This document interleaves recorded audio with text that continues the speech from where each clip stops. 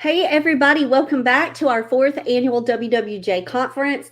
This is our afternoon beginnings for our session, and we are so excited to turn it over to Ann Harrison. Ann has a mystery presentation just like everybody else has today, and we're super excited to see what we can learn from you, Ann. Grab your journal, make sure you guys are ready to go, stay hydrated.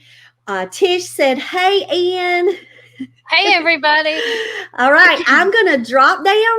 I've got AnnWritesInspiration.com. That is Ann's website. I've got that in the chat, so make sure that you connect with Ann. All right, Ann. Okay, so thank you, Jen. Now, I do want to say that Michelle, aka Naima Joseph, when she did her keynote, and I said this before in our networking session, but I'll say it again for the purpose of the presentation.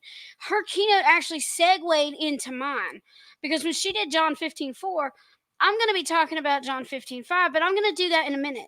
First, I want to talk about I want to tell you that if you not only write, but if you have a craft that you like to do, whether it's crochet, quilting, whatever it is, use that to connect to your writing and for your therapy. And I'm going to, for your own personal therapy or stress relief, and I'm going to explain why. I'm going to explain how writing can also, um, or crafting can also connect to your writing. So, God has given me 3 crochet projects. I kept telling Lord, I don't crochet in the summer, and I kept telling everybody else, I don't crochet a lot in the summer because it's too hot. Well, I was writing my middle grade book that I'm actually working on. It's called Shadows on the Wall. It's the first book in my Spirit Writer Society series that I'm working on, and it'll be coming out next year. But I was starting to write, and I saw a picture in my head of what my main character's younger sister drew, because she's an artist, and it was a ring around a cross with roses around the outside of the ring. Now, where did I get that inspiration? Our Bibles at church, our new Bibles, have actual tactile crosses in the center of a ring on the cover of the Bible. And God used that to inspire me to as part of my story. And I actually crocheted a ring around the cross. You'll see that in the little slide at the end. But that was one of the things, and it took me about 2.5 hours to do it. And God said, "Yeah, see, I'm going to give you something that you love. You're not going to be overheated because it's not going to be a big project, but it's going to be something you can use to glorify me." So I did that first one. Okay. Then I'm not going to show it, but I am going to talk about it. But as I was doing the podcast episode about, giving your reader experience, I had to pause a minute because God was showing me something in that too. And let's talk about John 15:5. I am the vine, you are the branches. And I'm paraphrasing a bit because I'm not reading directly from my King James Bible. But I am the vine, ye are the branches. He who abides in me, and I in him, will bring forth much fruit. For without me, you can do nothing. So let's take that from an author standpoint. And I'm going to actually stand up so that I can kind of demonstrate the image that God gave me. God gave me the tree, which is the vine. He said, I am the branches. The branches stretch out like this. And then on the end of the branches, our author fruit is our books. Okay, so that was the image that God gave me. And God doesn't give me images in color. Yes, I used the purple because it was an extra skein that my daughter gave me. And I thought, well, why not use it? It's also mentioned in the Bible several times, the purple. And so, I could, Lord, forgive me. I know I'm stumbling a bit. But anyway, so God shows me images in texture. It's almost like I can literally reach out and touch the image. And God showed it to me the first time after I talked about it. And I didn't crochet it then, but then He showed it to me again a few days later. And I was going to read, okay? I was going to read for a review, do an ARC review. And I started reading, and the Holy Spirit says, wait, can we not work on this crochet project? So I started, and I finished part of it. And then we had a really bad storm that following Sunday. and I was working on the crochet project. Every time I worked on the crochet project, I was at peace. When I wasn't working on it, I was frustrated because the power was out for almost 18 hours. So God knew that that was going to be a project that not only would demonstrate the John 15:5 concept, but he also showed me several other biblical images for the tree.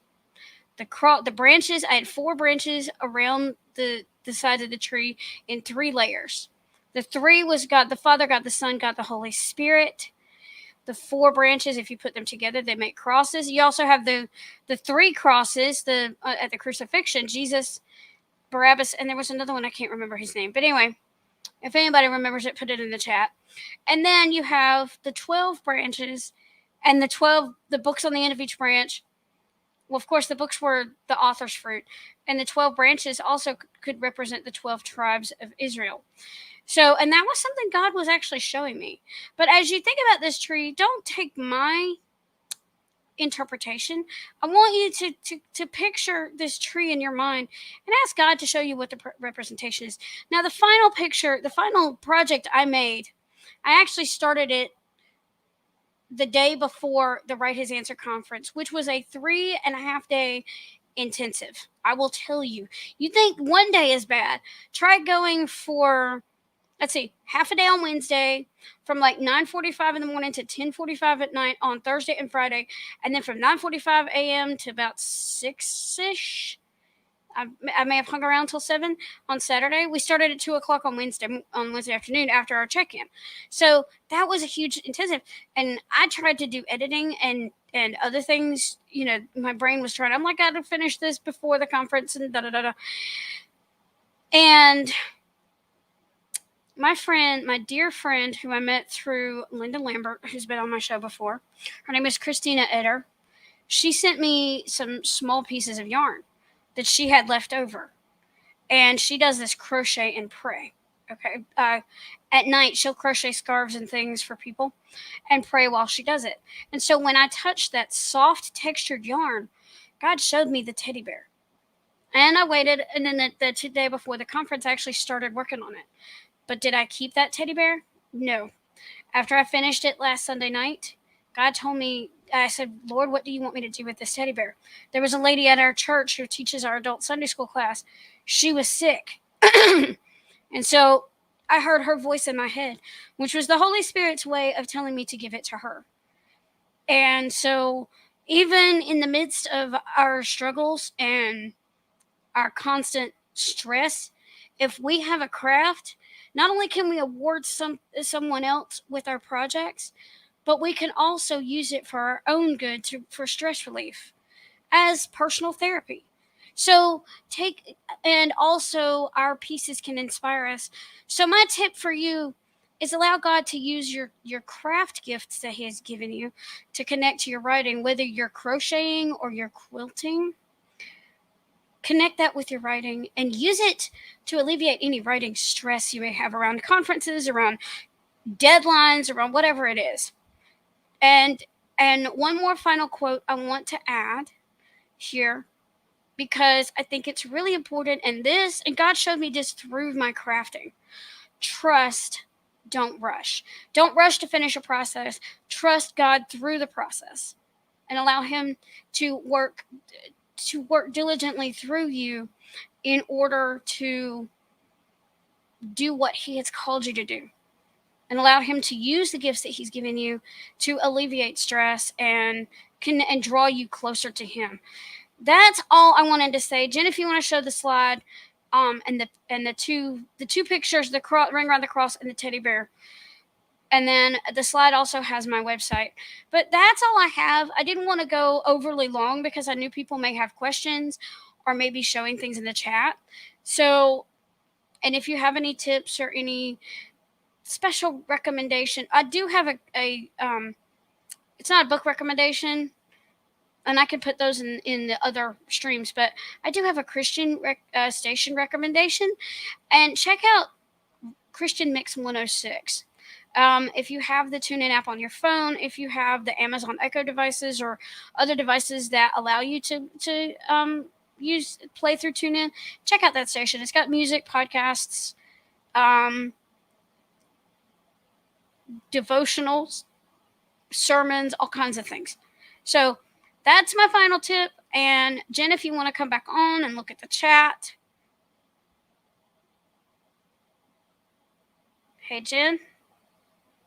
Are you there? And I was here, but I was talking away and I forgot to hit unmute. so let me go back and just say, if anybody has any questions for Ann, please place them in the chat. I did share your screen and your 2 pictures of your beautiful work. So thank you for sharing that with everybody. I also have given your website out on this link as well. So Allie is saying, I absolutely love the imagery and the meaning. She's talking about when you were expressing those visions that the Lord had given you to crochet. She said you listened to the Holy Spirit in such a beautiful way, Ann. Yep. And Nick said, Legos are not craft. So then we went on a long tangent to tell Nick that Legos are craft. Yes, they are. Yes, they are, Nick. We have told it today here at the WWJ Conference. And the reason I can tell you that, I know some people who actually bought like the Legos that you build and makes a model car and stuff. Sharon loves to do that. My daughter loves to do that. And she also, I taught her how to crochet. So she like I said, she had a yarn stash and she had 2 purples, so she gave me one of hers. But yeah, and that's, yeah. So Legos are craft. He then said, yes, it is a stress reliever. He said, I build tiny projects just for stress release, not the big pieces like my kids. But Nick, we're very excited to know that now you are a Lego enthusiast with the boys. So that means you need to put some pictures on social media of your Lego creations. Yes. I did give a special shout out. So my recommendation for this one is for you guys to go check out this YouTube channel that I placed in as a link at Stop JEE Studio. Go check out this website because you will see some stop motion Legos that were also used to help with promotion of some book trailers.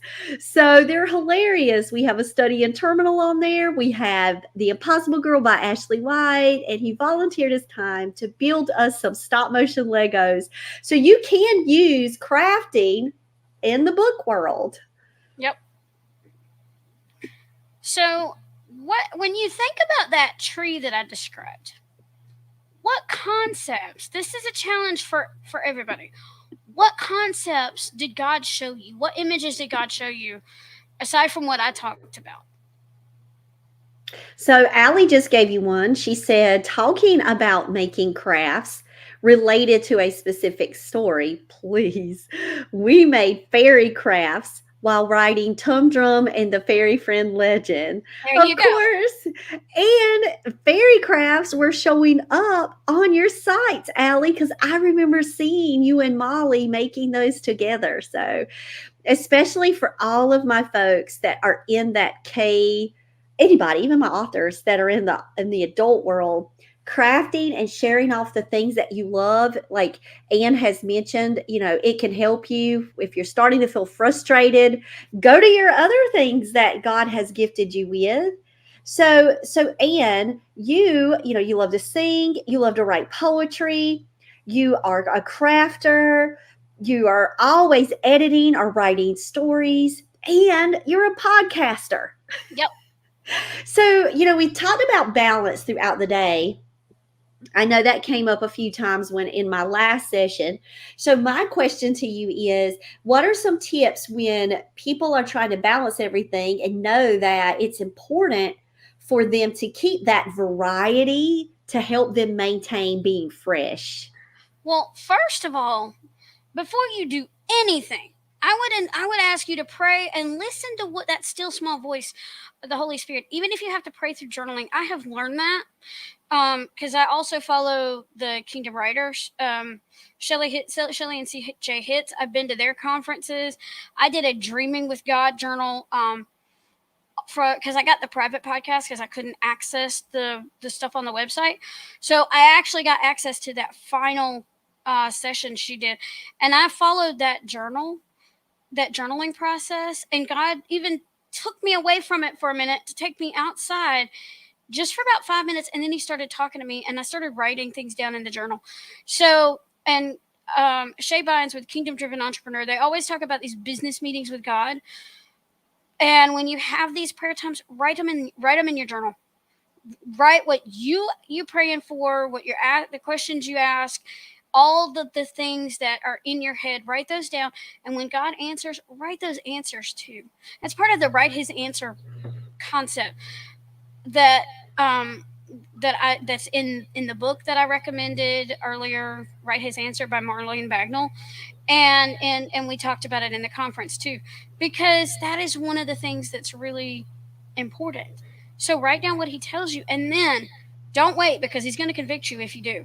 Then find that quiet space, or find that quiet space, or that those quiet moments to connect with him, either going outside or just sitting in solitude or listening to some instrumental music or doing your crafting, Legos, painting, quilting, whatever you do, you know, craft and pray, craft and obey. Oh, love it. Craft and pray, craft and obey. There you go. That's a quote for today. I'm going to Yes. be putting that one in the chat again. Also put trust. Oh, don't Trust. Don't worry. That's already in there, girl. I put that one in there as soon as you said it.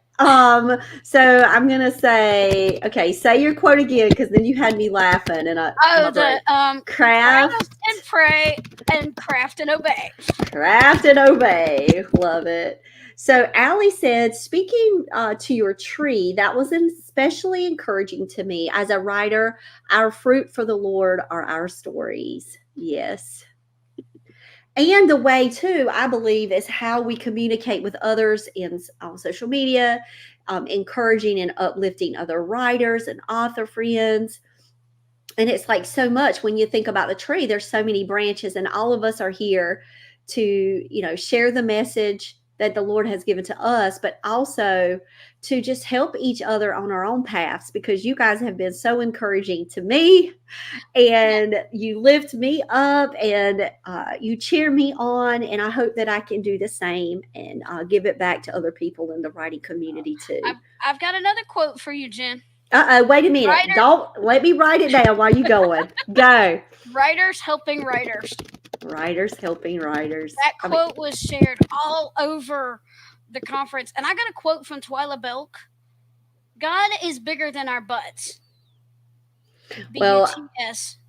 Well, I know that writers helping writers is something that we've always done when we join writing communities, because bottom line is we need help every day, right? I mean, no matter where we are on this journey, it's always great to share it with friends. And I'm so thankful, Anne, that you've been here with us. If anybody has any other questions for Anne, please drop them in the chat. We're thankful that all of you are out here with us today. Our next one, let's talk about it, is Rose Cushing. Absolutely love Rose. Rose is a publisher. She's an author. She is so many things, just like all of us here. I can't wait for you guys to meet Rose. I have no clue what she's talking about next. How was that experience for you, Anne? Like, because you had so many avenues that you could talk about today, because you are an editor, a podcaster, a poet, an author. And it's funny too that you mentioned, and I know I stumbled a minute because I lost my train of thought, but you're okay. It's funny you mentioned that, because I was going to talk about podcasting for authors, but the Lord told me, wait, I have something more for you. And then he gave me these crafting projects, and he said, this is what I want you to talk about. Sometimes I don't know what I'm going to talk about till almost the last minute. And that's okay too, because that's being led by the Spirit and just going with that flow. And I'm going to tell y'all, crafting, like, I want to be a crafter. I do. I really want to. Like, there are so many times that, especially for like my son's regalia, like his girlfriend, I give a special shout out to Tessa right now for crafting his Gustoway and his trade shirt, and she's working on his cuffs and things like, I mean, I've made some basic things, but sewing's on my bucket list. It's just, I have fixed his buckskin pants and his aprons. And so I have started, but I don't, I look at those as acts of love to give to my son. And as far as crafting for me, I would say it's digital. Like I love covers. I love crafting covers. I love You want to make building covers. you want to do an adult coloring book or or make a coloring book, Jen, since you like to do all these Canva designs, make some coloring books. Oh no, because I'm not an illustrator. Like I illustrated a book because I loved it so much. My Fly Felix and Me, I absolutely love drawing that, and I used a one of the pads to draw and had the best time with it. But no, I'm not an illustrator really. I leave No, that to Corinne and Alyssa and Emily Grzinko and no, and I know all that of I those get telling folks. that, but what I'm saying is because you do the Canva designs and stuff, you can like you don't have to color the pictures in. You just do like I guess what Pam Halter called blackline or Pam Halter's friend, who's an illustrator, she called it blackline art. Yeah, because she's an artist. Like blackline art is amazing. I know that Yeah, we have Rachel Clark. She does a lot of the coloring pages. Allie has done a coloring page. I know that Allie has those on her page. Yeah, Tish said same here. She loves anything digital, and Tish is a graphic designer and an illustrator too. I love how authors. So is Allie. So Allie likes to write. She hasn't placed it in the chat yet, but she's also an author illustrator. So she has illustrated her books. Allie, you're just so phenomenal. We love you. So just go after your crafting because you never know how it's going to just smash into your author world, right? right. All right, guys, I'm checking the time. We've got like 3 more minutes with Anne. Anne, absolutely loved your presentation Thank today. you. So Tish talked about digital, and then Tish, I want to give a special shout out for her because she, she's always been so encouraging, helping out, and you had a vision for a book cover, and Tish brought that to life. Yes, I